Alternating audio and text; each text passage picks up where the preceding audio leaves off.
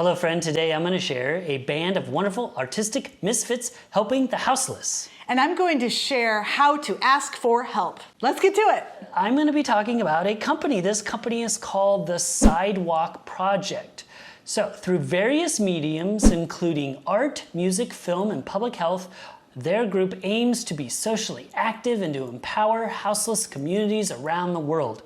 Houselessness is not a crime or an illness, but is often treated as both. It is simply circumstance to be without a traditional home, and that said, there's nothing safe or secure about living on the street. There are no easy answers, but they believe that there's strength and resilience of the human heart.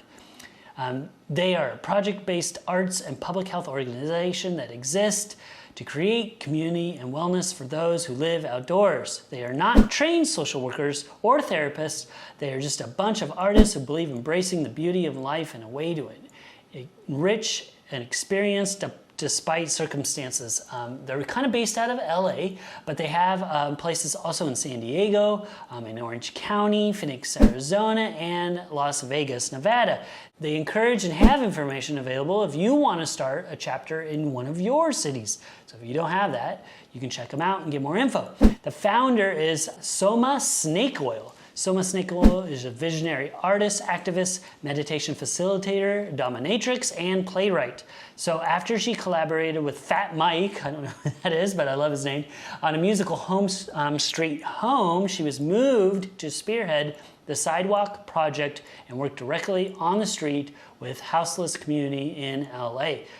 Soma is an advocate for sex workers and the rights because she is a former sex worker herself. She stands with drug users and former drug users and the houseless community as one who has been repeatedly unhoused. Two other co-founders are Stacy D and Emily T. Nielsen. So great. I love what they're doing. I've ran out of time because there's so many things to talk about, but definitely check out the Sidewalk Project.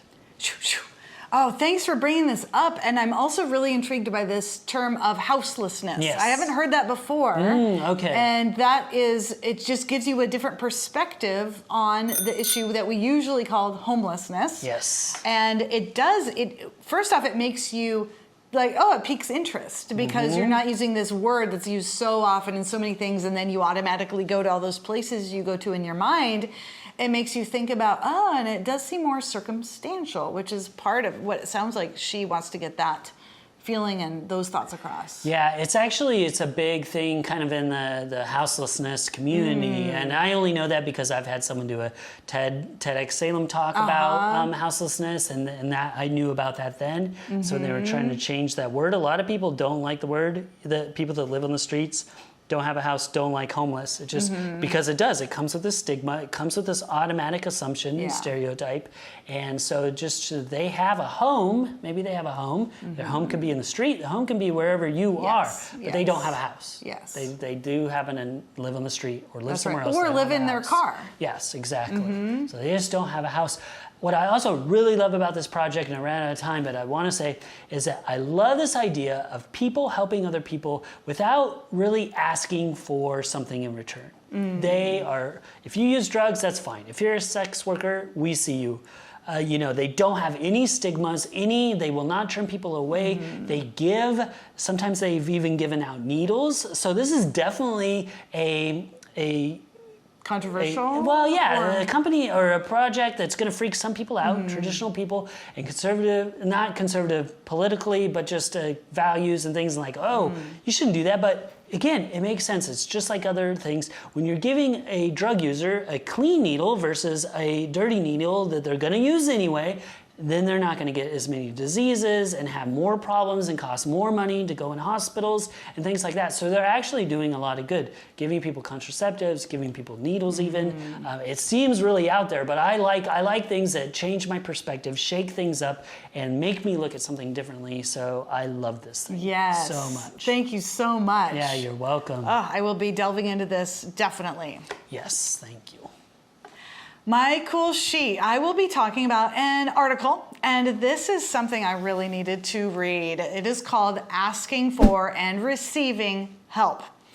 This article brought up 3 main points that I found to be helpful for me. And the first one is asking for and receiving help, how it shifts this interaction from between you and the other person from a utilitarian transaction, and the emphasis on transaction, to more of a relational exchange. So here's the issue, is that sometimes you feel that, oh, I want to ask them for this thing, but I feel like I either need to pay them or then I need to get something in return or something like that. And so what happens with that is that it can corrupt relationships. And so if you have this kind of tit for tat mentality, rather than just simply giving or receiving simply because you care about the person, that's where it can degrade the relationship. So with this mindset, you then are either giving because you want to, or you are receiving because you trust that that person wants to. Okay, and so that then leads to the second one, and this major point, and that is asking for and receiving help doesn't have to incur any kind of debt. And so these are people who sincerely support you. They love you. They don't worry about you taking things from them.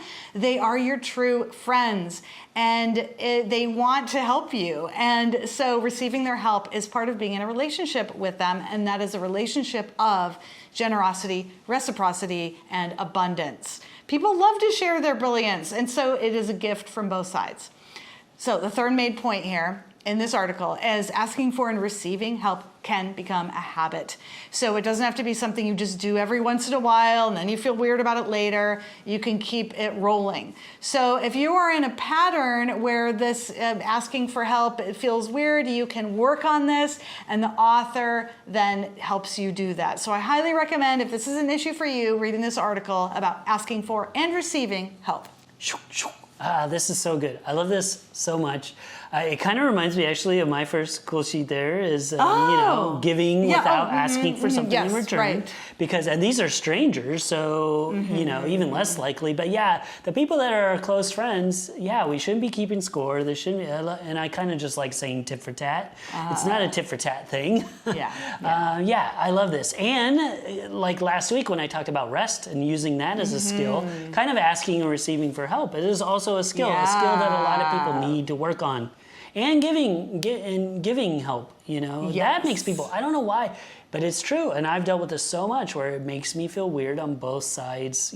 I do like giving a lot more than receiving, but the receiving part makes me feel weird. And then, if I give, I don't want them to feel like they owe me. Right, It's also, so this is really going to help. I love this article and I can't wait to read it. Yeah, good. And I would say the thing I think that has helped me the most is I just imagine what is it like for me? What you just said. You said you love giving to people. And if I just remind myself, I love giving, I don't care, and maybe they feel the same. And then you're like, okay, it's okay, I shall receive, Well, and that's the thing. I mean, the big secret is, giving is kind of a selfish act. Sometimes, I mean, it's definitely not, you get a lot of out of that. You feel good. So it's not, maybe it's not selfish, but it's a two-way for sure. You're helping someone, but that is also helping you. Right. Usually that's, if you look at a lot of data about happiness, that is one of the biggest things. Doing something, working for a nonprofit, a community, giving back always makes people feel happier in their life. So it is a good thing. People do love it, but it's hard to remember for sure. So thank you for that reminder. Definitely check out that article. You can check it out on our show notes at tempestest.com/sidewalk for that one and the last one. Thank you for joining us, friend. I'm Brian Hart. I'm Karen McFarland-Holman. Let us know in the comments, do you notice houseless people as humans? And let us know, how good are you at asking for help? If you're enjoying the show, please give us a like and share it with a friend. Stay tuned tomorrow for another great show. And don't forget to stay curious.